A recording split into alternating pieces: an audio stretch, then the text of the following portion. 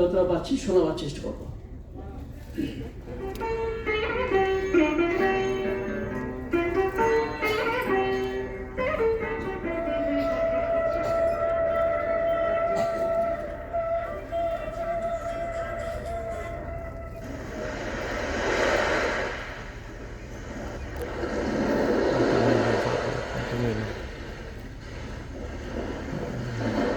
কি এখনো ঘুমোচ্ছিস? আই ছোটু, ছোটু কত বেলা হয়ে গেল বলতো? পারিসও বটে। ছোটু, মিটিং কটায়? সে আবার কি মিটিং? আবার কিসের? ওই যে যেখানে যাওয়ার জন্য সকালবেলা তাড়াতাড়ি লাগাচ্ছিস। মিটিং না থাকলে কেউ এমন তাড়া করে? তা বলে বেড়াতে এসে তুই এত বেলা পর্যন্ত ঘুমোবি? আমি তো দিদি তোকে আগেই বলেছিলাম যে আমার ঘুমের ব্যাঘাত ঘটানো চলবে না। বেড়াতে এসে এসব ঝঞ্ঝাট ভালো লাগে। কেন, বাড়িতে তোমার ঘুমের ব্যাঘাত হয় বুঝি? হয়তো চিরজীবন ভোর 5টায় দমরিয়া পাখি ডাকতে শুরু করে, ছোট ছোট। কিন্তু ছোটু আর ওঠে না। ডাকতে ডাকতে পাখির গলা শুকিয়ে যায়। ঠিক যেমন এখন আমার শুকোচ্ছে। এক কাপ চা দেবার কেউ নেই। তুই কি বেইমান রে ছোটু!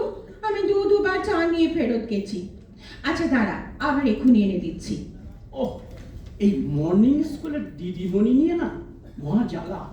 আরে বাবা, তোর সকালে স্কুল, তুই ওঠ, যত সকালে বাড়িস ওঠ। আমার জ্বালানো কেন? আমার তো বেলা 10টায় অফিস। দিদির বিয়েটা করলে না অভ্যেস গেল না। এই ভোর হতে না তিনি এমন জ্বালা। এই না গেল। এ বাবা, ছি ছি ছি ছি ছি। বাংলা মিশে ভাষা দেখি দশা। একটু সুন্দর করে বলা গেল না? ঠিক আছে বলছি। ভাই ছোটুলাল, চা খাও। না, এই মাস্টারি করে করে তোর ভেতরে আর কিছুই অবশিষ্ট নেই। ওই যে কথায় আছে না, 12 বছর ছাত্র থাকলে কি যেন হয়? তোর মুন্ডু হয়। নে এখন চল তো সমুদ্রের ধারে ঘুরে আসি। খেপেছিস? হ্যাঁ, আমি এখন উঠছি না। আমি বাবা ওই ব্যালকনিতে বসে থাকবো আর কবিতা পড়বো। জয় গোস্বামী পুরো হাজির আমার আছে। তোর তো জয় আছে, আমার তো শুধুই পরাজয়। তা আমি কি ভ্যারেন্ডা ভাজবো না? আরে ভ্যারেন্ডা ভাজবি কেন? কত কি ভাজার আছে। বেগুনি ভাজতে পারিস, মুড়ি দিয়ে খাওয়া যেতে পারে। ও, তাহলে এখন আমি বেগুনি ভাজতে বসি। চমৎকার! সত্যি ছোট, তোর কি একটু মায়া দয় নেই বলতো? বেড়াতে এসে আমায় রান্নাঘরে ঢোকাচ্ছিস। হয়ে গেল, শুরু হয়ে গেল। সন্ধ্যা রানী সিনেমা, 14 রিলের সিনেমা, 13.5 রিল কান্না। আমাকে তো তুই শুধু কাঁদতেই দেখিস। সরি ভাই, বেগুনি ভাজতে হবে না। দয়া করে কান্না বন্ধ করে চলো। কোথায় যাবে চলো। আর বক বক করতে হবে না। এবার ওঠ তো, আমি বেগুনি ভাজি গিয়ে। আর শোন, তুই একটা কাজ কর, ওই বারান্দা থেকে নিচের দোকানের ছেলেটাকে বল মুড়ি দিয়ে যেতে। কি হলো রে? বেগুনি ভাজবো না? আরে কি কি দেখছিস? ছোট রে, তুই খুশি থাকলে আমি খুশি। তাই নাকি? তুমি খুশি থাকো, আমার প্রাণে খুশি থাকো।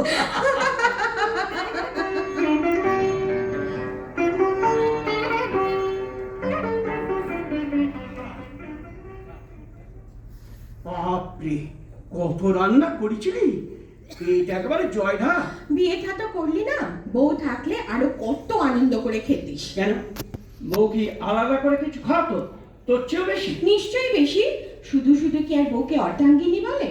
তুইও তো বিয়ে করলি না, তোর অর্ধাঙ্গ থাকলে তুইও বেশি করে খেতিস, তাই তো? তুই থাকবি? আচ্ছা দিদি, তোকে কেউ কোনোদিন প্রিয়তমা বলেনি? প্রিয়তমা? না না না না, কেউ বলেনি। কেউ বলেনি? সত্যি বলছিস? আরে বাবা না, কেউ বলেনি। বলেনি তো? কিন্তু সেই চিঠি আমি সচক্ষে দেখেছি। কেন, চিঠি আবার কে দিয়েছিল? কে আবার? ওই এসকে দেবের শান্তদা। কোন কোন শান্ত? ও ওই প্যাগলা শান্ত, ও চিঠি দিয়েছিল। যা মাইনি বলছি, আমি তো পড়েছি সেই চিঠি। এই মা, তুই সেই চিঠি পড়লি? আরে পড়বো না? আমার তখন মরে যাওয়ার অবস্থা।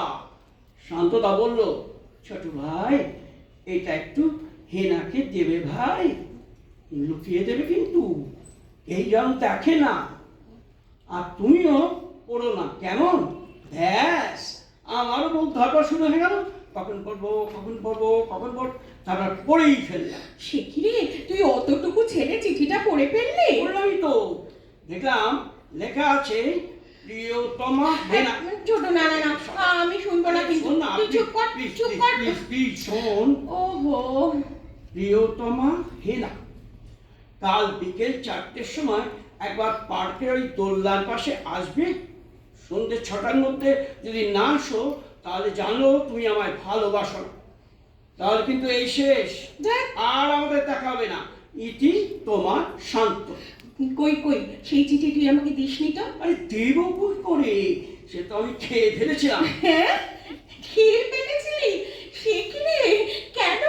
আরে হঠাৎ দেখি বাবা আসছে, অমনি টক করে গিলে ফেলেছি। সর্বনাশ! তারপর আর কি, পরের দিন ওই প্রিয়তমা হাড়ে হাড়ে টের পাইয়ে দিল। শালা কি পেটের যন্ত্রণা! আরে হাসছিস কি, খুব মজা তাই না? তা তুইও তো পরে একটা প্রিয়তমার খোঁজ করতে পারতিস, বল। যেতিস তুই শোভা বাজারে আড্ডা মারতে, কাউকে পাসনি? আরে পেয়েছিলাম তো। হ্যাঁ? ওই যে সোনালি মোদক। সে কি রে, বামুনের ছেলে ওই মোদক জোটালি?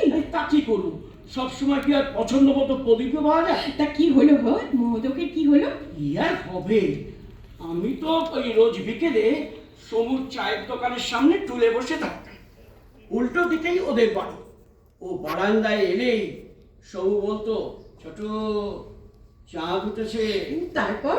তারপর আবার কি, ওই 8 ঘন্টা ধরে ও মুচকি মুচকি হাসতো, আর আমিও দোকানে টুলে বসে মুচকি মুচকি হাসতাম। তারপর তারপর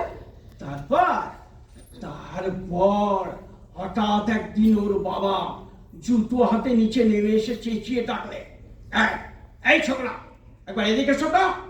সবু বলল, ছোট্ট পালা। আমি এক লাফে সাইকেলে উঠে দিয়ে দৌড়। পেছন থেকে ওর বাবা বলছে, ওর যদি কোনোদিন এ পাড়ায় দেখি তো পি দিয়ে বৃন্দাবনে দেখি। ওই দুঃখে তুই আর বিয়েই করলি না? তুইও তো বিয়ে করছিস, তোরও তাহলে দুঃখ ছিল? মোটেই না, আমার কোনো দুঃখ ছিল না। তাহলে বাবার সেই ছাত্র ওই তীর্থঙ্কর, তাকে কেন পছন্দ করলি না? কি করে করব?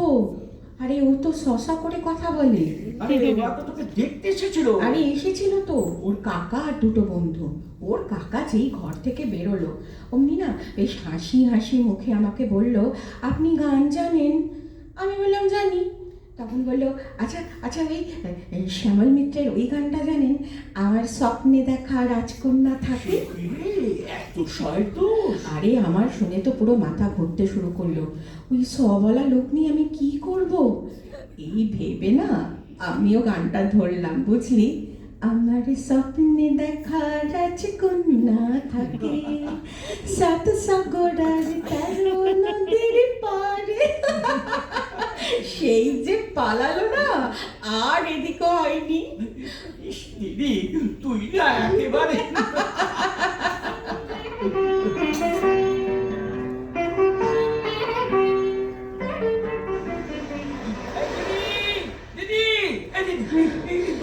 পড়ে যাবি, আরে দাঁড়া দাঁড়া।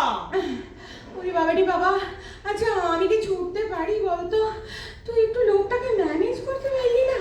সে আমার পেছনে লেলিয়ে দিলি। মানে আমি তো শুধু বললাম দিদি, লোকটা কোথায় পাগল, তুই অমনি দৌড়তে লাগবি। আরে বাবা দৌড়বো না, তুই জানিস না আমার পাগলে কি ভয়। হার্ট ফেল যে হয়ে যায়নি এই ঢের, মরে গেলে কি হতো বলতো? ভাই দয়া করে এখানে বলো না। সে কি রে, আমি তো ভেবেছিলাম এখানেই দেহ রাখবো। আরে এটা শ্রীক্ষেত্র, জগন্নাথ ধাম। আরে মরলে না একেবারে সোজা স্বর্গ। তুমি তো ভাই দেহত্যাগ করবে, আর তোমার ছাত্রীরা আর তাদের মায়েরা তো আমার বাপের নাম খগেন করে দেবে। তাদের আদরের দিদিমণির মরদেহ সচক্ষে না দেখে তারা আমার ছেড়ে দেবে ভেবেছ? এই ছোট্ট, একবার সামনের দিকে তাকিয়ে দেখ। আরে এতক্ষণ খেয়াল করিনি তো, কি দারুণ চাঁদ উঠেছে। আজকে পূর্ণিমা নাকি রে দিদি? হ্যাঁ রে, আজ তো পূর্ণিমাই। আজকে যে ফাল্গুনী পূর্ণিমা। দিদি, হুম? এইরকম এক পূর্ণিমা রাতে মা আমাদের ছেড়ে চলে গিয়েছিল, তাই না? তুই মাকে বড্ড মিস করিস, তাই না রে ছোট? কিন্তু আমি কি করবো বলতো ভাই? আমি তো সারা জীবন চেষ্টা করলাম তোকে খুশি রাখতে, কিন্তু মায়ের অভাব দিদিকে মেটাতে পারি বল? এইসব কথা থাক দিদি। বড্ড বড্ড ছোটবেলায় মাকে হারিয়ে ফেললি রে ছোট। তখন থেকে, সেই আমার 20 বছর বয়স থেকে আমি তোর মা হবার চেষ্টা করেছি রে, আর অন্য কিছু ভাবিনি কোনোদিন।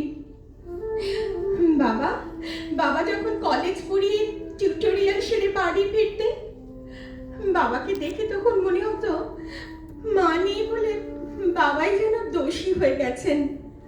আমি বাবাকে কিচ্ছু বুঝতে দিতাম না, জানিস।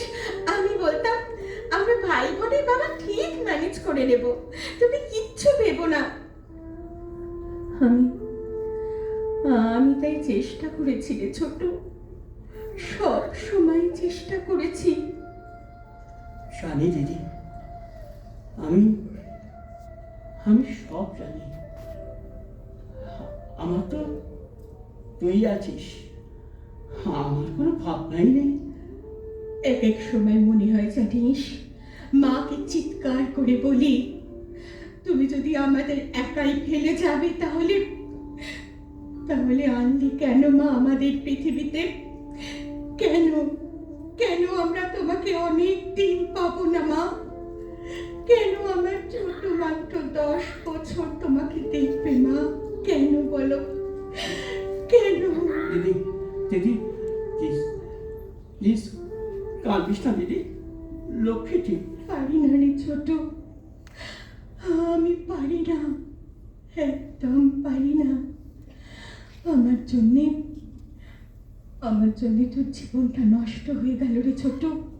তুইও তো আমার জন্য বিয়ে করলি না দিদি, ভালোই তো হয়েছে।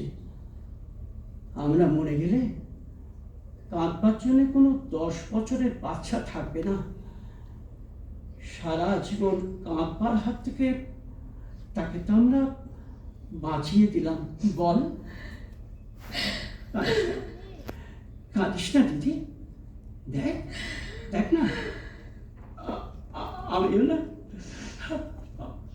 না একদম কাঁদছি না রে দিদি। এই পূর্ণিমার চাঁদ, এই সমুদ্র, এই মহাপবিত্র শ্রীক্ষেত্রে বসে বলছি, হে জগন্নাথ দেব, হে নারায়ণ, আর কোনোদিন তোমার কাছে কিচ্ছু চাইবো না ঠাকুর। শুধু আমার ছোটকে একবার মাত্র মাকে দেখিয়ে দাও, মাত্র একবার আমার ছোটকে দেখিয়ে দাও। আমার ছোট যে মাকে মনেই করতে পারে না।